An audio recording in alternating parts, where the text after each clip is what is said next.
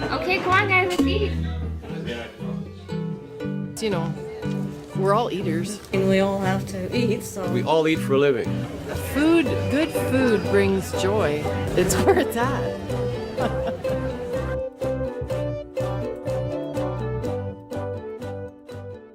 I've always been interested in how the world is fed or how the world is not fed. And that's what drives me and keeps me interested in what people do around their daily bread.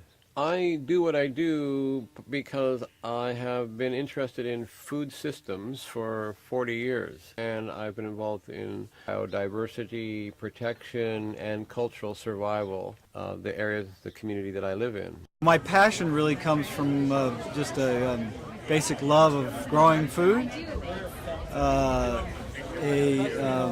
and a commitment to trying to shift what has been an unfortunate paradigm that came out of really just the last 75 years or so.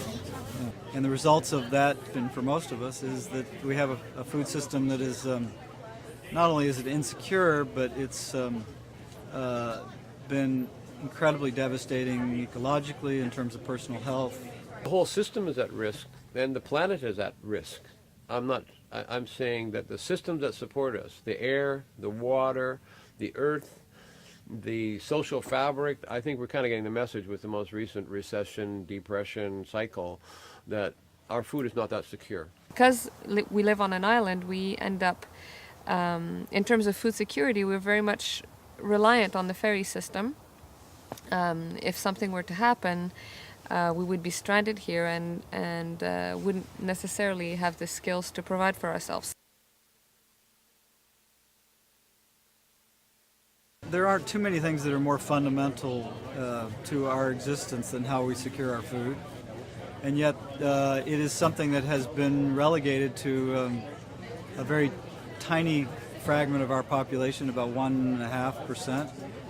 So we're an endangered species, we farmers. Farmers have been doing this for 10,000 years. They were the first scientists, and unfortunately farmers have been marginalized a lot. There's less of the bigger farms, but people are still farming. There's all the organic farms here, which is now so very popular. I don't necessarily think organic is good and everything else is bad.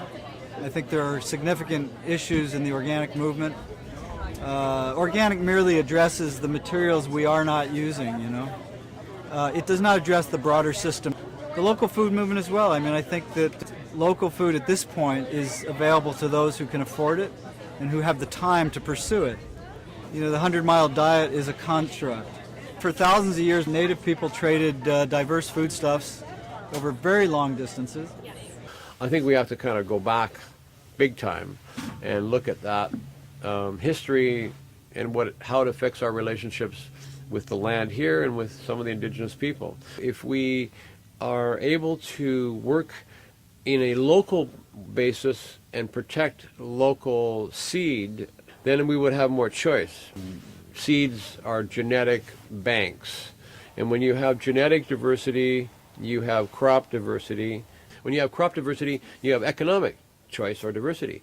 And then people have cultural diversity. And so we have to build that back in, because we've become too able to just get things on a convenience store basis almost for seeds and for everything else. We want convenience. My opinion is that the kind of structural and fundamental change that has to happen here will not happen until it has to, until the impacts have become very personal and real. And it sounds like not a very hopeful thought, but it is, because I think humans have an incredible capacity to respond to crisis in very creative ways. You know, fortunately, there are models being built now that people can look to when that happens. Our mandate is to provide food security, self-sufficiency. We want to teach people skills around food, how to grow their own food, how to make food, how to preserve food. We're involved in a lot of different areas on the island. We're involved with the farmers, the Saturday market.